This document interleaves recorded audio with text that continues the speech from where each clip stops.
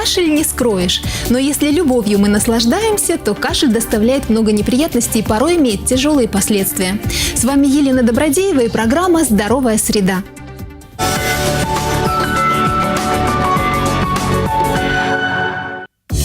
Что общего между бронхитом, астмой, аллергией, туберкулезом, коклюшем и рядовой простудой? Конечно же, кашель. Это общий знаменатель для абсолютно непохожих заболеваний, к тому же имеющих различное происхождение. Да и кашель бывает разный, не только, как мы привыкли считать, сухой или мокрый. Что это за феномен, откуда берется и как с ним бороться, смотрим в «Здоровой среде». Не зря говорят, что кашель – это сторожевой пес, охраняющий организм от опасного вторжения. Этот защитный механизм устраняет раздражители из дыхательной системы. У него действительно очень мощная сила действия. Порыв воздуха, созданный при кашле, сильнее, чем ураган. Его скорость может достигать 130 метров в секунду. Ураганом считается ветер, скорость которого не менее 30 метров в секунду. Кашель и вправду полезен, так как очищает бронхи и легкие от нежелательных веществ и помогает легче дышать.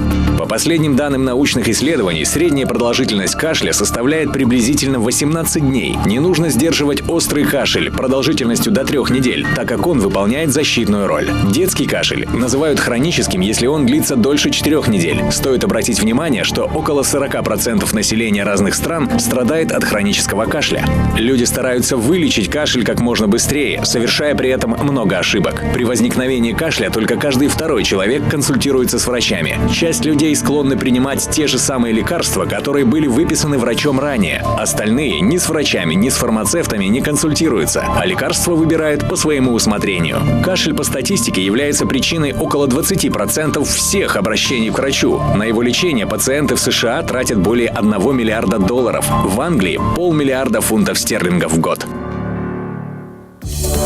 С наступлением холодов в сезон простуд прибавляется работа и у врачей. Но нам все-таки удалось пригласить в студию замечательного врача, внештатного эксперта по пульмонологии Департамента здравоохранения Днепропетровского городского областного совета. Сегодня у меня в гостях Татьяна Владимировна Киреева, кандидат медицинских наук, доцент кафедры внутренней медицины Днепропетровской медакадемии. Здравствуйте, Татьяна Владимировна. Здравствуйте, Лена. Мы рады приветствовать вас в нашей студии. Это очень актуальная проблема, и она действительно тревожит не только наших пациентов, но и докторов, потому что в зимнее время каждый второй обращается в поликлинику по поводу кашля. Именно по поводу кашля. Доктор, вот некоторые счастливцы признаются, например, что у них не бывает головной боли, или они не знают, где находится желчный пузырь, просто потому что он у них никогда не болит. Вот скажите, пожалуйста, с кашлем такая же ситуация? То есть есть такие люди, которые никогда не кашляют? Ну, наверное, трудно найти человека, который хотя бы раз в жизни не испытывал такое полезное и тревожащий симптом, как кашель. Кашель бывает редкий, бывает как частый, бывает как основное проявление этих заболеваний. Поэтому я думаю, что все люди кашляют. Начиная с самого рождения и заканчивая, наверное, таким же зрелым, пожилым Думаю, возрастом. Что, да, не минует ни маленьких деток от момента рождения, ни наших уважаемых пожилых пациентов. Все кашляют. Сейчас небольшое отступление. В кабинет врача заходит сильно кашляющий больной. Да, милейший, а с курением-то вам надо срочно завязывать. Доктор, да я никогда в жизни вообще не курил. Жаль, тогда причину вашего кашля придется искать долго и нудно. Татьяна Владимировна, будем сразу ставить вопрос ребром. Начинать лечение, борьбу с кашлем, не выяснив его причину, возможно? Нет, абсолютно невозможно, потому что если пациент обратился с кашлем, то обязательно нужно понять, с чем этот кашель связан. Не только проблемы дыхательных путей являются причиной кашля. Что еще может быть причиной кашля? Я знаю, что бывает сухой и мокрый. Какие еще бывают виды кашля? Сухой и мокрый – это характеристики кашля. Кашель бывает приступообразный, кашель бывает навязчивый, кашель бывает поверхностный, кашель бывает глубокий, кашель бывает с приступом удушья. То есть для кашля существует множество причин. И если уже пациент пришел за медицинской помощью, надо четко понимать, от какого заболевания мы будем лечить. Не от кашля, от какого заболевания мы будем его лечить, причиной его, проявлением которого является кашель. Это очень важно знать. А сколько дней без ущерба для здоровья можно самостоятельно в домашних условиях заниматься лечением кашля? Ну, я бы вообще не советовала самостоятельно заниматься лечением кашля. Все мы это делаем, да. Но здесь я могу сказать конкретную цифру. Если мы начинаем самостоятельно применять известные бабушкам, соседям нам средства для лечения кашля, и кашель меняется в лучшую сторону, то есть уменьшается... Есть какие-то улучшения, да? Да, уменьшается по количеству, уменьшается по глубине, становится более легким, менее болезненный, то тогда мы можем продолжать лечение до 5 дней. Если в течение 5 дней кашель не прошел, нужно все-таки спрашивать специалиста. Но ежели при самостоятельном лечении к чему кашля может привести? мы видим, что в течение 2 суток мы ничего не можем добиться, то на 3-е сутки мы должны уже обратиться за Обязательно помощью. нужно идти к врачу. Не было бы счастья, да несчастье помогло. Будем считать, что редактору нашей программы просто повезло, и она оказалась в нужное время, в нужном месте. Посмотрим. Легкое покашливание и боль в горле вряд ли у кого вызывают сильную тревогу. Вот и я не слишком озаботилась этими симптомами и продолжала ходить на работу. Через пару дней, когда отменить съемку этого сюжета уже не представлялось возможным, ночью поднялась температура и появился сухой, раздирающий горло кашель. Так что к Лору вместе со съемочной группой я попала как раз вовремя. Что вас к нам привело? Очень плохо. Вот начали снимать программу, и я как раз заболела. Приехала к вам с температурой 38, ночью было очень плохо. Болит вся верхняя часть головы, очень горло, дыхание затрудненное. Вы ничего не принимали еще?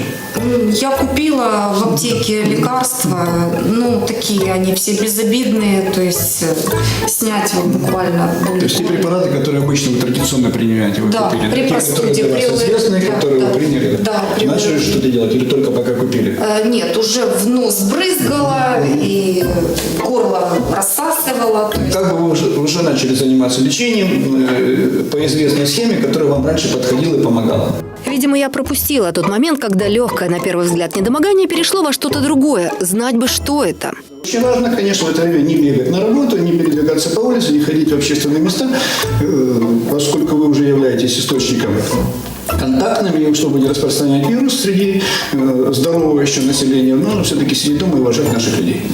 Вирусная инфекция – первая среди причин, запускающих заболевания верхних дыхательных путей. Вторичная инфекция присоединяется уже потом, и у каждого она разная.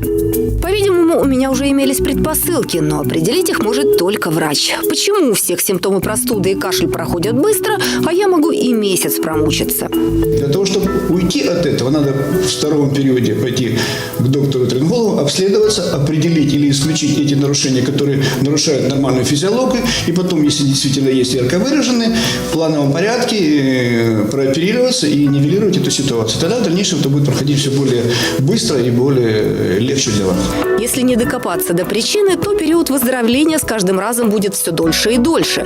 Вообще, заболевание верхних дыхательных путей – амбулаторная патология, лечится в поликлинических условиях. В стационар попадают только те пациенты, у которых, если это ларингит, он доводит до спастической ситуации, да, или приводит к другим заболеваниям. Спастическая ситуация – это что? Это типа ларингоспазм, трахеобронхоспазм, вот это все. Это затрудненное Да, дыхание? это затрудненное дыхание, да. И может быть и остановка дыхания при таком заболевании? Маловероятно, вот очень-очень редко. Когда острый период болезни миновал и появились силы выяснить, где кроется причина, добро пожаловать на обследование. После того, как будет проведено лечение в остром периоде, потом в плановом порядке пойти с конкретными жалобами, которые у вас уже как бы есть, и которые у вас по жизни присутствуют, пойти и к доктору обследоваться. Первое правило – самолечения быть не должно. Второе правило, если самолечение, от него никуда не уйти, и тогда человек может взять информацию в интернете, но первое, он должен понимать, что ему нельзя принимать препараты, которые у него могут вызвать аллергию, если он об этом знает, да, это самое главное условие. Второе, все-таки сегодня такая ситуация, что мобильный телефон, наверное, есть у всех, проще позвонить как бы на горячую линию какой-то поликлиники, или есть у нас уже сегодня телемедицина, можно позвонить, по крайней мере, в областной больнице Мечников существует, и получить достойную консультацию специалистов по этому профилю, не заниматься самолечением. А что мы практически поголовно начинаем принимать при кашле или других признаках простуды? Правильно, травки, мед, горячее молоко. И большинство уверены, что от этого точно вреда не будет. А А народные средства, которые там вызывают аллергию, часто у нас начинается там мед, Все травки народные заварить. средства – это продукты природного происхождения. Основная масса их является главными аллергенами. Разумеется, мое лечение тоже пришлось подкорректировать. Когда станет немного полегче, обязательно пойду обследоваться. Выяснять причину, а не лечить каждый раз по месяцу только симптомы. И меня вылечат, надеюсь.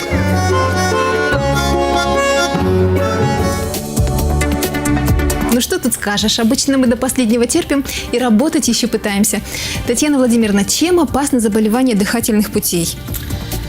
Ну, смотрите, давайте мы разделим все заболевания на две больших категории. Заболевания верхних дыхательных путей и заболевания нижних дыхательных путей. Более опасные, более серьезные – это заболевания нижних дыхательных путей. Легкие, бронхи. Легкие, бронхи, плевра – это все нижние дыхательные пути. Но причиной заболевания нижних дыхательных путей, как правило, являются верхние дыхательные пути. Оттуда всё начинается. И все начинается с верхних дыхательных путей. В вашем сюжете меня очень порадовало, что ваша коллега пошла к лор-врачу, потому что, как правило, пациенты с болью в горле, с першением в горле, заложенностью носа в первую очередь идут к терапевту. И терапевт начинает заниматься верхними дыхательными путями. Чаще всего достаточно успешно.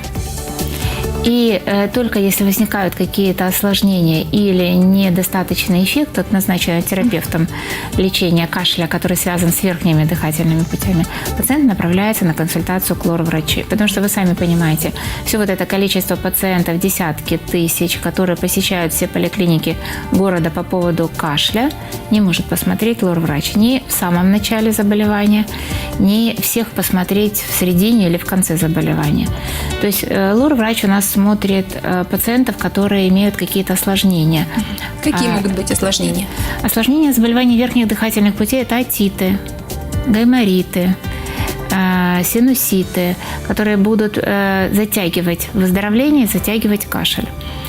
Для терапевта очень важно вовремя определить ту категорию пациентов, которые должны быть направлены на консультацию к лор-врача. А возраст имеет значение? Возраст... Например, пациенты пожилого возраста. Ну, вы имеете в виду возраст, имеет ли возраст значение по направлению на консультацию к специалистам или для лечения кашля? Для лечения. Для лечения кашля возраст всегда имеет значение, потому что все подходы для лечения наших маленьких пациентов или наших пожилых дорогих пациентов всегда имеют свои особенности. Для маленьких пациентов это очень важно, потому что дети не всегда могут объяснить, рассказать и пожаловаться так, как нужно. И здесь важно внимание их взрослых друзей, родителей, которые могут рассказать, как начиналось заболевание, как проявляется кашель.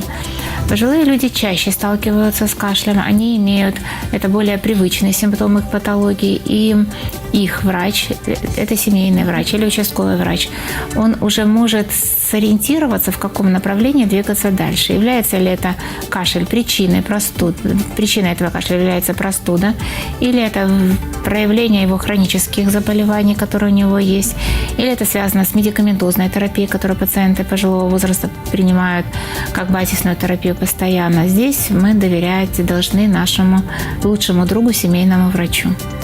Поддерживать с ним постоянную связь. Безусловно. Обязательно. Часто наслушавшись рекламы или наслушавшись чьих-то советов, мы покупаем препараты от кашля. Действительно ли существуют универсальные средства от всех видов кашля или нельзя верить рекламе? Я хочу вам сказать, нету никакого универсального средства от кашля. Тем более нельзя 100% доверять рекламе или получать информацию от интернета, вернее, из интернета. Потому что для врача очень важны многие нюансы, которые могут быть не отражены в проспектах, которые могут быть незнакомы фармацевтам, естественно, не будут в интернете выложены. Поэтому важно всегда иметь контакт со своим доктором. Кто-то думает, что кашель нужно подавить, а кто-то совсем наоборот считает, что откашливаться не обязательно. А многие идут за советом в аптеку. Чем вообще грозит прием лекарств наобум? Лен, это очень хороший вопрос, и я благодарна, что вы его задаете. Я хочу сказать, что одними и теми же средствами, применяя их в разных ситуациях, можно получить хороший эффект и можно получить плохой эффект. Каждый кашель имеет свое происхождение. Мы давим не кашель, мы должны лечить то заболевание, которое привело к кашлю. В определенных случаях мы можем применять средства, которые будут снимать приступ кашля. А в некоторых случаях мы должны разжижать мокроту. Но нельзя это решить в аптеке или нельзя это решить по телефону. Для этого существуют приемы врачей. Потому что необдуманное, неконтролируемое применение этих препаратов затягивает процесс и, наоборот, усугубляет кашель. Татьяна Владимировна, а теперь вопрос об антибиотиках. Всегда ли можно при лечении кашля и нужно принимать антибиотики? Леночка, кашлем, антибиотиком не вылечить. Не лечится кашель антибиотиками? Нет, антибиотик – это препарат, который направлен для уничтожения инфекции. Каких-то воспалительных Но процессов. кашель может затягиваться дольше, потому что кашель – это уже повреждение структуры дыхательных путей. Верхних или нижних – все равно. И для того, чтобы кашель прошел, нужно направить усилия на восстановление структуры дыхательных путей. Для этого антибиотики не нужны. Антибиотики назначаются строго по показаниям и только врачом. Но они могут назначаться при лечении кашля? Есть Они такие случаи? назначаются не для лечения кашля, Всё-таки не для кашля. назначаются для лечения пневмонии, бронхита, самой танзелита, причины. отита. Кашель же является одним из симптомов этих Ясно, заболеваний. всего лишь И симптом. кашель мы антибиотиками не лечим. Теперь все понятно. А допустим такой момент. Если определенные препараты, в частности антибиотики, помогли вот в прошлый раз, стало легче, можем ли мы пользоваться в следующий раз, когда заболеем, вот теми же самыми лекарствами? Категорически нет. Антибиотиками пользоваться по своему усмотрению нельзя. Хорошо, не антибиотиками, просто лекарствами, допустим, там аэрозоль от кашля или для горла, или какие-то таблетки. Вот мне прописали в прошлый раз, я думаю, ну-ка, я запомню, запишу себе, в следующий раз обязательно этим подлечусь.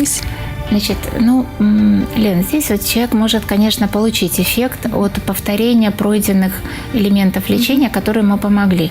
Если причина, которая вызвала этот кашель, сродни той причине, которая была раньше. То есть, если это инфекция верхних дыхательных путей, если это там явление танзелита, фарингита, ларингита или трахеита, Повторяется из раза в раз, повторяется из раза в раз, то те же самые препараты помогут облегчить состояние пациента. Но та ситуация, что эта ситуация повторяется, говорит о том, что где-то что-то мы не досмотрели. И какой-то совет пациент не учел, раз ситуация повторилась. Поэтому здесь смысл не лечить кашель, а проанализировать ситуацию с помощью доктора и принять меры, чтобы она не повторялась. Спасибо, Татьяна Владимировна. Мы мотаем на ус, нам все предельно ясно.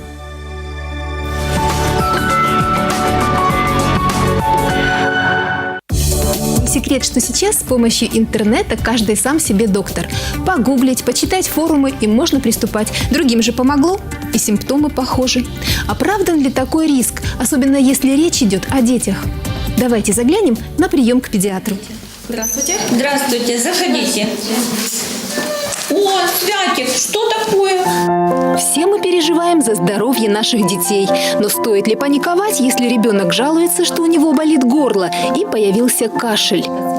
Родителям всегда нужно обращать внимание на те жалобы, которые ребенок предъявляет. Потому что на первый взгляд, безобидным боли в горле, которые ребенок жалуется, могут последовать весьма большие проблемы в последующем, если не обратить внимание на эту ситуацию сразу. Скажи. Первые признаки, которые вызывают тревогу у любой мамы. Это плохое настроение, вялость, плохой аппетит, кашель, небольшая температура. Но иногда симптомы могут быть особенно серьезными. В первую очередь отечность гортани, это осиплость голоса, это затрудненный вдох, который слышен на расстоянии.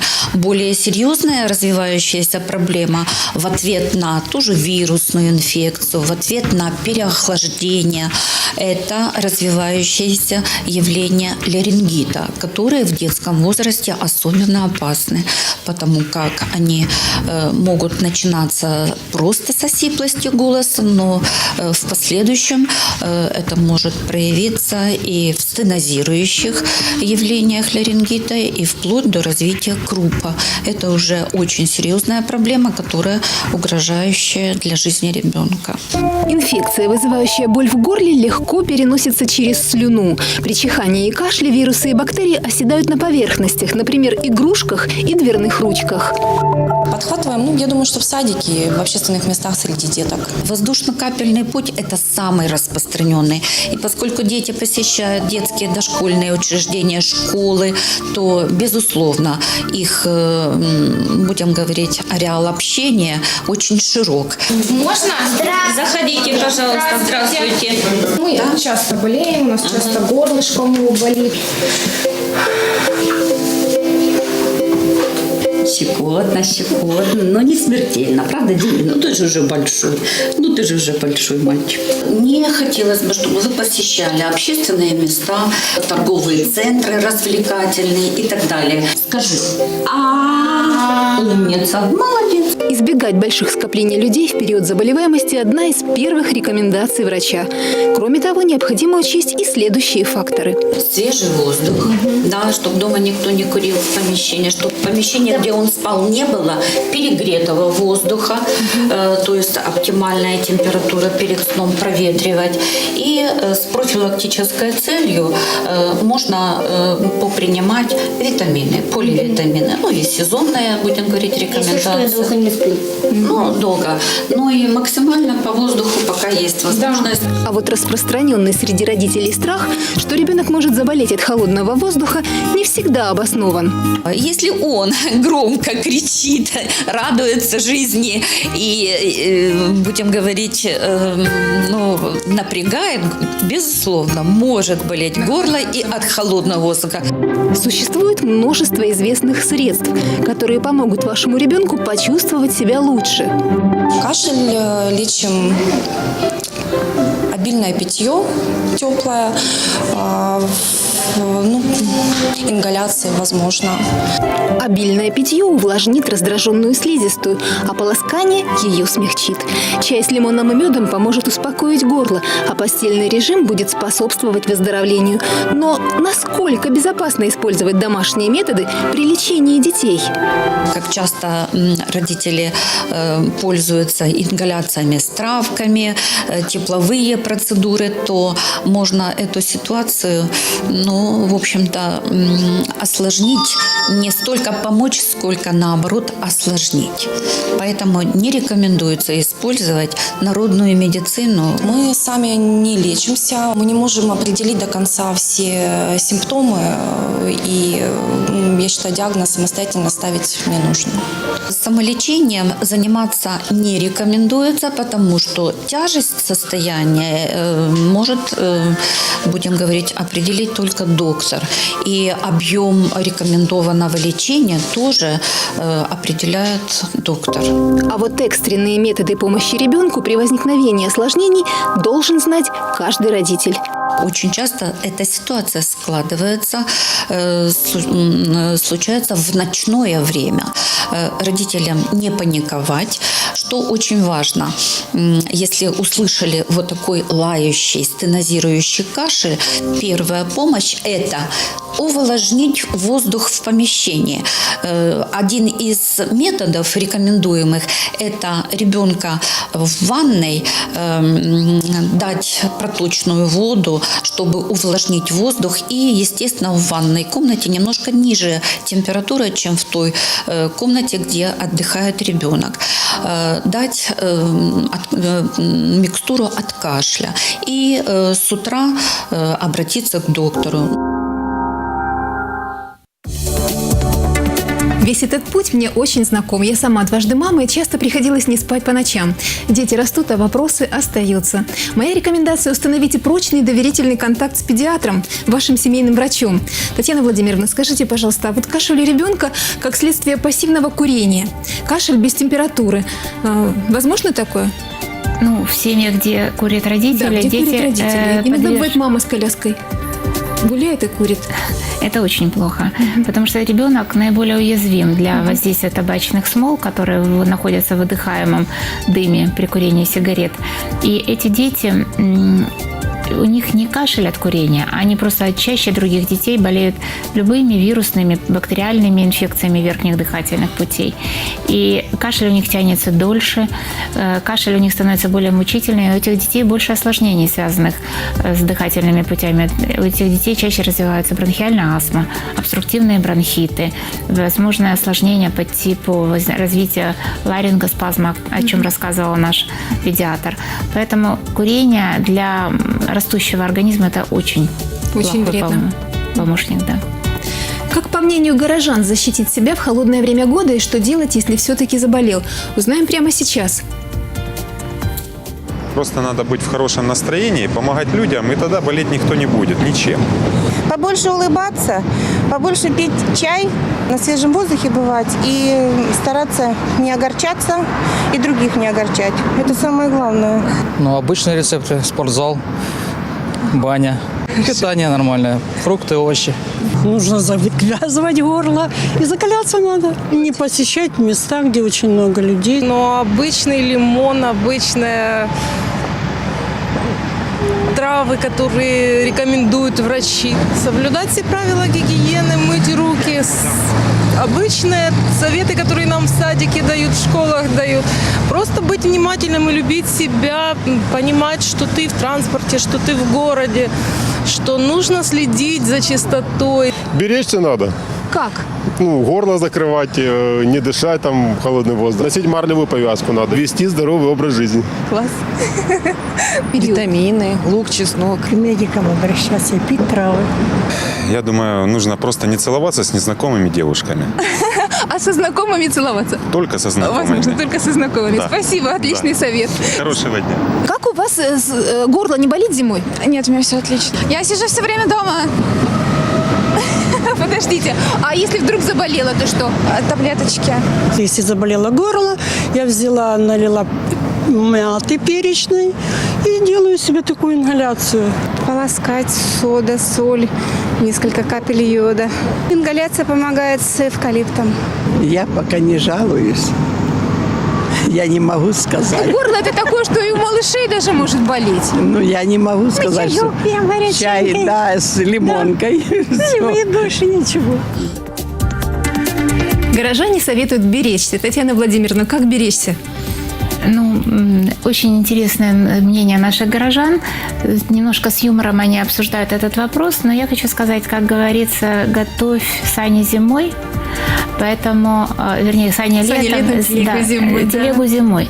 Поэтому, готовясь к периоду, когда будет переменчивая погода, когда будет большое количество вирусных инфекций, необходима в первую очередь массовая прививка от сезонного гриппа. И тогда все другие респираторные вирусные инфекции будут встречаться значительно реже, а протекать значительно легче.